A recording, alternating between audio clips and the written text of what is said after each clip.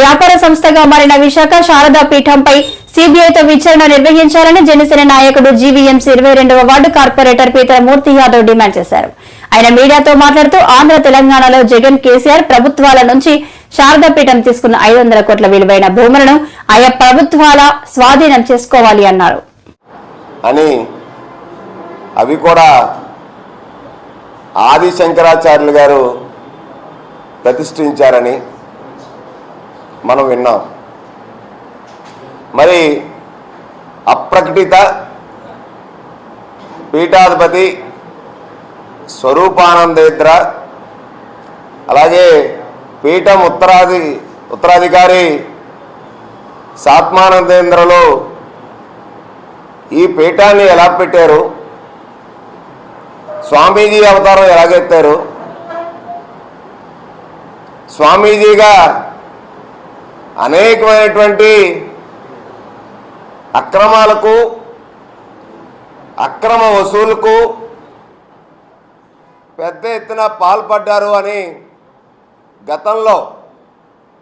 గత ప్రభుత్వ హయాంలో పలుమార్లు మేము ఇదే వేదికగా చెప్పడం జరిగింది. విశాఖలో పండుగాడి పేరుతో బ్లాక్లో సినిమా టికెట్లు అమ్మినటువంటి వ్యక్తి శారదాపీఠం అధిపతి ఎలాగయ్యాడో చెప్పాలి. శారదాపీఠం అన్నది పెట్టడానికి, స్వామీజీ అవతారం ఎత్తడానికి అసలు స్వరూపానందకు ఉన్నటువంటి అర్హత ఏంటో స్వరూపానంద చెప్పాలి. ఈ స్వామీజీకి ఉన్నటువంటి అభద్రత ఏంటి? స్వామీజీకి ఏదైనా ప్రాణహాని ఉందా? భారతదేశంలో ఏ స్వామీజీకి లేనటువంటి సెక్యూరిటీ స్వరూపానంద సరస్వతికి ఎందుకు ఇవ్వాల్సి వచ్చింది? ఈ స్వామి స్పెషల్ ఫ్లైట్లలో తిరగడానికి ఎవరు స్పాన్సర్ చేస్తూ ఉన్నారు? జగన్మోహన్ రెడ్డి ప్రభుత్వంలో స్వరూపానంద సరస్వతి ఎన్నిసార్లు స్పెషల్ ఫ్లైట్లో వెళ్ళారు? ఏ పనుల మీద వెళ్ళారు? ఎక్కడెక్కడికి వెళ్ళారు? ఆ స్పెషల్ ఫ్లైట్లు పురమాయించింది ఎవరు? బట్టబయలు కావాలి. ఒక స్వామీజీ కాదు, ముఖ్యమంత్రులందరూ కూడా సామాన్య ఎకానమీ ఫ్లైట్లో తిరుగుతూ ఉన్నారు. ఇప్పటికే పోలీసులకి సిబ్బంది కొరతుంది. ఈ స్వామీజీకి ఇంత పెద్ద ఎత్తున సెక్యూరిటీ ఇస్తే నెలకి 20 లక్షల నుంచి 25 లక్షల రూపాయలు ప్రజాధనాన్ని, ప్రభుత్వ ధనాన్ని ఇవాళ వెచ్చిస్తూ ఉన్నారు. 5 ఏళ్ల నుంచి కోట్ల రూపాయలు వాళ్ళ యొక్క సెక్యూరిటీ కోసం వెచ్చించిన సందర్భం దేనికోసం, ఎవరి కోసం? స్వామీజీ చేసిన వ్యవహారాలన్నీ కూడా కూటమి ప్రభుత్వం పూర్తి స్థాయిలో దర్యాప్తు చేయాలి.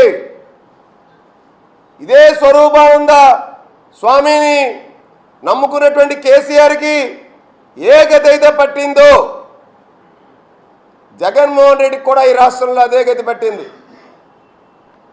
ఎందుకంటే ఈయన నకిలీ స్వామి, సెటిల్మెంట్లు చేసే స్వామి, అన్యాయాలకి, భూలావాదేవీలకి, నిబంధనలకు, ఉల్లంఘనలకు క్యార్ ఆఫ్ అడ్రస్గా స్వయం ప్రకటిత పీఠాధిపతి స్వరూపానంద సరస్వతి అక్రమాలకు అడ్డే లేకుండా ఈ 5 ఏళ్ళు పోయింది. ఆఖరికి ఇప్పుడున్నటువంటి చినముషిరివాడలో స్వరూపానంద పీఠం, శారదా పీఠం ఏదైతే ఉందో అది ప్రభుత్వ స్థలం కబ్జాలో కొంత భాగం ఉందన్న మాట వాస్తవం కాదా? భీమిలిలో సర్వే నెంబర్ 102/2లో 7 ఎకరాల 70 సెంట్లు, 103లో 7 ఎకరాల 30 సెంట్లు 15 లక్షల రూపాయలకి, కేవలం ఎకరం 1,00,000 రూపాయలు నామమాత్రంకి. ఇవాళ అక్కడ ఎకరం ఎంత ఉందండి? ఎన్ని కోట్లు ఉందండి? 250 కోట్ల రూపాయలు విలువ చేసేటువంటి స్థలాన్ని కేవలం 15 లక్షల రూపాయలకే ఇవాళ జగన్మోహన్ రెడ్డి ప్రభుత్వం నుంచి కొట్టేశాడు. ఈయన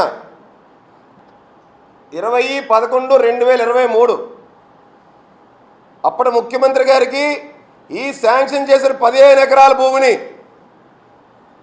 రియల్ ఎస్టేట్ వ్యాపారం చేసుకోవడం కోసం ల్యాండ్ కన్వర్షన్ చేసేయమని అర్జీ పెట్టుకున్నారండి. అంటే ఈయన వేద పాఠశాల పేరుతో 250 కోట్ల రూపాయల భూమిని కొట్టేసి